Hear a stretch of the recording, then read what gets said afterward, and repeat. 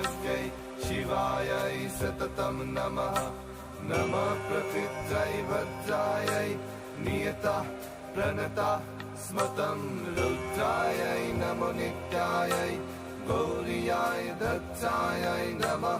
कृष्णायै चन्द्ररूपिणै सुखायै सततं नमः।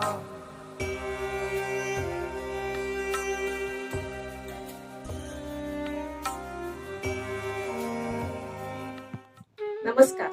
राष्ट्र सेविका समिती रत्नागिरी आयोजित आई उदयगांबाबाई या कार्यक्रमामध्ये मी एका स्त्री शक्तीचा उद्घोष करणार आहे. आपण पाहतोय पूर्वी स्त्रियांना केवळ चूल मूल कुटुंब हीच जबाबदारी होती आणि त्या ती अत्यंत निष्ठेने सांभाळत होत्या. पण सावित्रीबाई फुले या महान शक्तीमुळे आज तिला शिक्षणाची दारे खुली झाली आणि ती आज सर्व क्षेत्रात भरारी घेताना आपण पाहतो. मी आज अशा एका स्त्री शक्तीचा उद्घोष करणार आहे, जागर करणार आहे, जिच्यामुळे आज स्त्रियांकडे पाहण्याचा दृष्टिकोन अत्यंत बदललेला आहे आणि सर्व स्त्रियांची छाती अभिमानाने फुलून येते. ती शक्ती म्हणजे सैन्यातील अधिकारी स्त्री. आज सैन्यातील अत्यंत महत्वाच्या पदावर अनेक स्त्रिया अत्यंत कर्तृत्वाने, धैर्याने आपलं पद सांभाळत आहेत. आपण पाहतोय आज भारत देशाचं संरक्षणातील अत्यंत लढाऊ विमान राफेल हे आज एक महिला चालवते. त्या विमानाचं नेतृत्व आज एक महिला करते. ते ऐकून आपल्याला नवल वाटलंच. मुक्त ती जाहली आता उडू द्या तिला आकाशी. मुक्त ती जाहली आता उडू द्या तिला आकाशी. गेली उंच उंच तरी लक्ष तिचे घरट्यापाशी. गेली उंच उंच तरी लक्ष तिचे घरट्यापाशी. अशा रीतीने ती आपलं कुटुंब सांभाळत ती सर्व क्षेत्रात भरारी मारत आहे. पण सारं तिचं लक्ष तिनं जरी सर्व शिखर पादांक्रात केली असली तरी तिचं लक्ष आपल्या कुटुंबापाशी असते. फक्त तिला हवाय सर्वांकडून एक आदर सन्मान. आज या निमित्ताने, या कार्यक्रमाच्या निमित्ताने तिचा आदर करूया, सन्मान करूया. नमस्कार. राष्ट्र सेविका समितीतर्फे रत्नागिरीच्या रत्नकोंडण या कार्यक्रमात आई उदयगांबाबाई या कार्यक्रमाअंतर्गत मी रेखा सुरेश मुनगकर तुम्हाला आज एका शक्तिपीठाबद्दल माहिती सांगणार आहे. त्या शक्तिपीठाचं नाव कालमाधव असं आहे. हे कालमाधव शक्तिपीठ तयार कसं झालं यामागे मोठी एक आख्यायिका आहे. ती आख्यायिका अशी आहे की दक्षराजा एकदा आपल्या घरी महायज्ञ करतात. त्या महायज्ञाच्या वेळेला ते सती आणि शंकर या दोघांनाही बोलवत नाहीत, कारण शंकर त्यांना जावई म्हणून पसंत नसतात. त्याच्यामुळे त्या दोघांनाही निमंत्रण ते देत नाहीत. पण मग सती म्हणते माहेरी कार्यक्रम आहे तर जायला आमंत्रणाची गरज काय आहे, मग आपण गेलं तर कुठे बिघडलं, म्हणून सती जाते आणि तिथे सतीचा आणि शंकरांचा भरपूर अपमान होतो. मग सती भयंकर कोपायमान होते आणि अग्निकुंडात उडी घेते. आणि सती अग्निकुंडात उडी घेतलेली शिवशंकरांना समजल्याबरोबर तात्काळ शिवशंकर तिथे येतात आणि सतीला अग्निकुंडातून बाहेर काढतात. आणि कोपायमान स्थितीत दोघंही जण अत्यंत कोपानं तांडव नृत्य करायला लागतात. आणि त्यांनी तांडव नृत्य करायला लागल्यानंतर विष्णूंना भयंकर भीती वाटते की यांचा खूप आता शांत कसा करायचा. मग ते विष्णू म्हणतात की आता ह्याच्यावर एकच उपाय आहे की ह्याच्यात सतीचाच देहाचं जर विभाजन केलं तरच सोपं पडेल. म्हणून ते शेवटी सुदर्शन चक्रानं तिच्या देहाचे तुकडे करतात आणि ते तुकडे केल्यानंतर तिचा एक डावा नितंब मध्य प्रदेशातल्या एका गावी पडतो. ते गाव अमरकंटक असं आहे आणि तिथेच मग कालमाधव या नावानं हे शक्तिपीठ प्रसिद्धीला आलेलं आहे. हे शोण नदीच्या तीरावर आहे. त्याला नर्मदा नदीचं उगमस्थान पण असं म्हणतात. आणि तिथे चित्रकूट पर्वत पण तिथून जवळ आहे. आणि तिथे काली म्हणजे सती आणि असितांग रूपात शंकर अशी दोघंही तिथे उपस्थित असतात. त्यामुळे तिथे जी कुठल्या भक्तांनी जर काही मनोकामना बोलून दाखवली तर ती त्यांची पूर्ण होते आणि त्यांना तिथे चांगल्यापैकी यश लाभतं.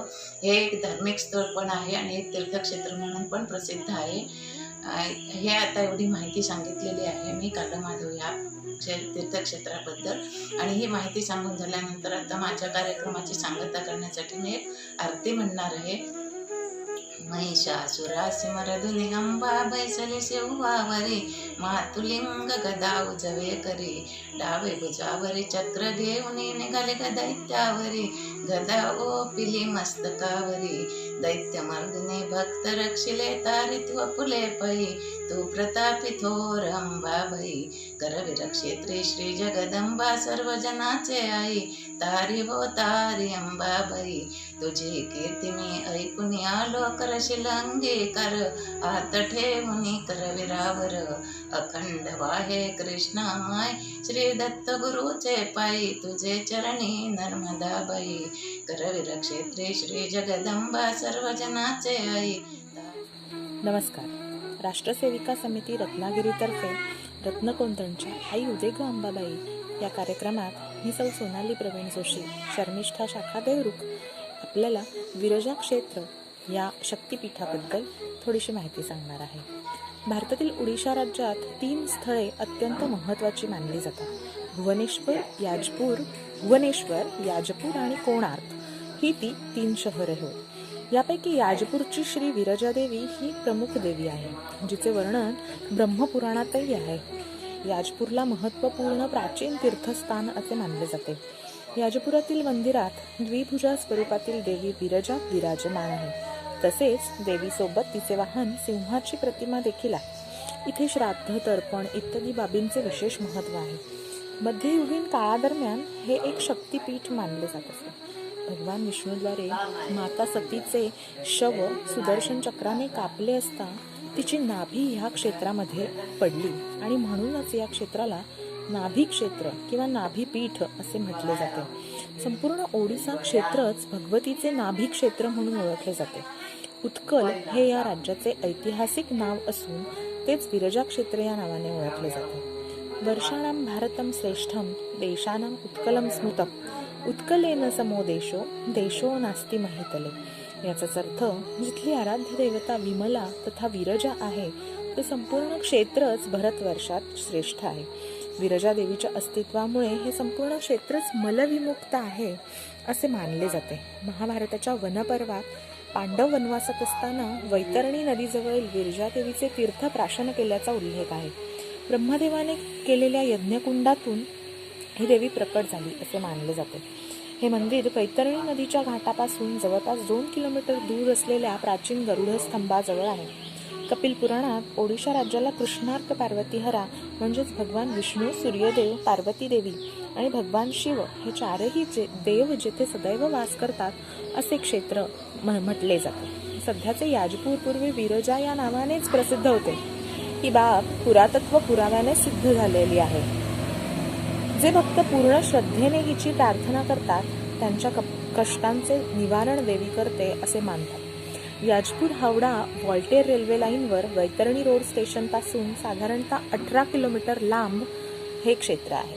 स्टेशनपासून याजपूरपर्यंत बसची सुविधा आहे. असे मानले जाते की देवीने आपल्या मस्तकात नवदुर्गा, 8 चंडिका, 64 योगिनींची उत्पत्ती केली व या क्षेत्राला शक्तिशाली बनवले. या क्षेत्राच्या रक्षकांच्या रूपात अनेक कोपऱ्यात एक एक शिवलिंग स्थापन केले. पश्चिम कोपरा उत्तरेश्वर तथा विल्वेश्वर, दक्षिण पूर्वेस वरुणेश्वर, उत्तर पूर्वेस किलाटेश्वर व या त्रिकोणाच्या मध्यभागी विरजा माता विराजमान झाली आहे. अशा प्रकारे विरजा क्षेत्र या स्थानाबद्दलचा महिमा मी आपल्याला वर्णन करून सांगितला आहे. भारत माता की जय. धन्यवाद. सगळ्या शक्तींच्या दर्शनाने मन सगळे भारावून गेलेले आहे. मी आपल्या प्रमुख पाहुण्या कोकण प्रांत प्रचार प्रमुख माननीय डॉक्टर रूपाताई रावल यांना विनंती करते की त्यांनी आपले मनोगतपर 4 शब्द आम्हाला ऐकवावे. माननीय डॉक्टर रूपा रावल. रत्न कोंदण के सभी रत्नों को मेरा प्यार भरा नमस्ते. दुर्गा सप्तशती में कहा गया है कि विद्या समस्ता तव देवी भेदा, स्त्रिया समस्ता सकला जगत्सु. हे देवी, इस संसार की सभी विद्याएं, सभी कलाएं, सभी महिलाएं तेरा ही रूप है. आप सभी में विद्यमान उस महाशक्ति के अंश को प्रणाम करती हूँ और आपके सामने अपने विचार रखने का अवसर देने के लिए मैं आयोजकों का आभार करती हूँ। नवरात्रि यानी शक्ति की आराधना का, देवी की उपासना का पर्व हमारा सौभाग्य है और हम सभी को इस बात का गर्व की भी है कि हम सब विश्व की एकमात्र ऐसी संस्कृति के वाहक है जहां उस परमोच्च सत्य को, परब्रह्म परमात्मा के फेमिनाइन फॉर्म को, नारी स्वरूप को न केवल स्वीकृत किया गया है बल्कि उसकी पूजा और अधिक रूप में होती है। नवरात्रि में हम 9 दिनों तक देवी की उपासना करते हैं और इस देश में इस प्रकार की 4 नवरात्रि वर्ष भर में आती है। The only culture in the world with absolute gender equality, और अगर बायस है भी तो भी देवी के प्रति है। एटलीस्ट थियोरेटिकली तो ऐसा ही है, प्रैक्टिकली कुछ अलग है तो वो क्यों है उसकी चर्चा अलग से हो सकती है। खैर, पिछले 9 दिनों से हम 52 शक्तिपीठ, 51 शक्तिपीठ और उसका महात्म्य, उसके बारे में सुनते आ रहे हैं और आज उसी कार्यक्रम का समारोह करने के लिए मैं आपके सामने उपस्थित हूँ। जब हम इन शक्तिपीठों के बारे में सुन रहे थे तो हमारे ध्यान में आता है कि इस शक्ति, चाहे हम उसको लक्ष्मी कहें, सरस्वती कहें, दुर्गा कहें या और कोई भी नाम दे, इस शक्ति के अनेक पहलू हैं। वह मोहक है, तारक या मारक है, संहारक भी है, उद्धारक भी है और रक्षक भी है। She takes care of us, all of us as her own children. ये उसका मातृत्व का स्वरूप है। उसका एक और भी स्वरूप है और वो है संहारक स्वरूप, और वो भी इतना ही महत्वपूर्ण है। यहाँ मैं आपके सामने एक बात को इंगित करना चाहती हूँ और वह यानी बुराइयों का वास्तविकरण। इस संसार में जैसे करुणा, दया, प्रेम, सद्भाव प्रस्तुत है, उसी प्रकार क्रूरता, बर्बरता, अन्याय, उत्पीड़न यह भी उतने ही वास्तविक है। धर्म और अधर्म, सद्गुण और दुर्गुण एक ही सिक्के के 2 पहलू हैं। ये हमें स्वीकार करना ही पड़ेगा और एक बार अगर हमने बुराइयों का स्वीकार किया तभी उसका नाश करने का रास्ता भी दिखाई देगा।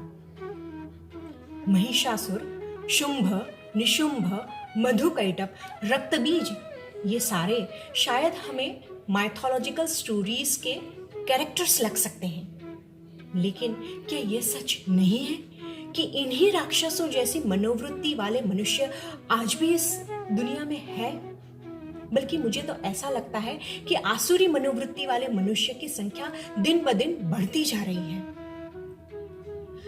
मास जिनोसाइड करने वाले पॉलिटिकल लीडर हो या फिर मार्केट प्लेसेस, बसेस, ट्रेन जैसे क्राउडेड प्लेसेस में बॉम्ब डालने वाले आतंकवादी हो, सीरियल मर्डर्स हो, क्या क्या गिनाऊं आपको। एक नारी को 4 लोग मिलके बर्बरतापूर्ण उसका बलात्कार करते हैं और उससे भी क्रूरतापूर्ण तरीके से उसके मौत के घाट उतारते हैं। इन बलात्कारियों के बारे में तो आपको क्या कहूं, उनको राक्षस कहना ये भी शायद राक्षसों का अपमान होगा, क्योंकि आज तक मैंने किसी भी पौराणिक स्क्रिप्चर में ऐसा नहीं सुना है कि कुछ राक्षसों ने एकत्र होकर एक महिला का बलात्कार किया और उसको मौत के घाट उतारा, चाहे वह रावण की क्यों न हो। और इसीलिए बर्बरतापूर्ण आसुरी शक्ति को उनकी क्रूरता का जवाब उसी फेरोशियस वे में देने वाली दुर्गा, चामुंडा, काली और उनकी पूजा का ये पर्व यानी नवरात्रि मुझे आज के दिन में ज्यादा अधिक रिलेवेंट लगता है। ध्यान में रहे, रण क्षेत्र में गिरने वाले रक्त के एक एक बूंद से फिर से उत्पन्न होने वाले रक्त बीज का नाश करने का सामर्थ्य देवताओं में भी नहीं था। उसके लिए तो गले में मुंड की माला को धारण करके विकराल कराल रक्त पिपासु स्वरूप धारण करके महाकाली को ही आना पड़ा था। सभी मातृशक्ति को मैं यही कहना चाहूंगी कि never be dependent on anyone. आपकी आत्मरक्षा के लिए खुद ही सजग रहे, सशक्त रहे और महाकाली की तरह अगर जरूरत पड़े तो दुनिया को भयमुक्त कराने के लिए शक्ति का आविर्भाव अपने अंदर करें। महिषासुर मर्दिनी स्तोत्र में देवी का वर्णन करते हुए कहा गया है कि मधु मधुरे मधु कैटब गंजिनी कैटब भंजिनी रासरते। हम सभी में एक एक मधु कैटब विद्यमान है। मधु कैटब की स्टोरी का अगर डीपर मीनिंग देखें तो मधु यानी हनी और कैटब यानी कीट। मधु कैटब यानी मधुमक्खी, हनी भी। मधुमक्खी क्या करती है? संचय करती रहती है, हमेशा मधु का संचय अपने और अपनों के लिए करती रहती है। क्या जाने अनजाने में हम भी ऐसा नहीं करते हैं? क्या हम भी ज्यादा और ज्यादा की दौड़ में हमेशा दौड़ते नहीं रहते हैं? क्या हम अपने अंदर के मधु कैटब का नाश अपने ही हाथों से करके हमारे पास जो भी अतिरिक्त है उसका उपयोग समाज के लिए कर सकते हैं? महिष यानी भैंसा। भैंसा क्या करता है? कुछ नहीं करता, पूरा दिन गंदे पानी में बैठा रहता है। हमें भी अपने अंदर झांक कर देखना पड़ेगा कि क्या अलस्य रूपी महिषासुर उसने क्या हमें दबोच तो नहीं लिया? अगर हाँ, तो उसका नाश करके समाज के लिए कार्य करने के लिए हमें जगना होगा। इसी प्रकार अपने अंदर की एक एक बुराई का, एक एक असुर का अपने समाज से और अपने अंदर से नाश करना और उसकी प्रेरणा सभी को देना, यही शायद नवरात्रि का सही रूप में सेलिब्रेशन होगा। आज आप सभी मातृशक्ति, उनको मैं इतना ही कहना चाहूंगी, आई उदेग अंबे बाई। धन्यवाद।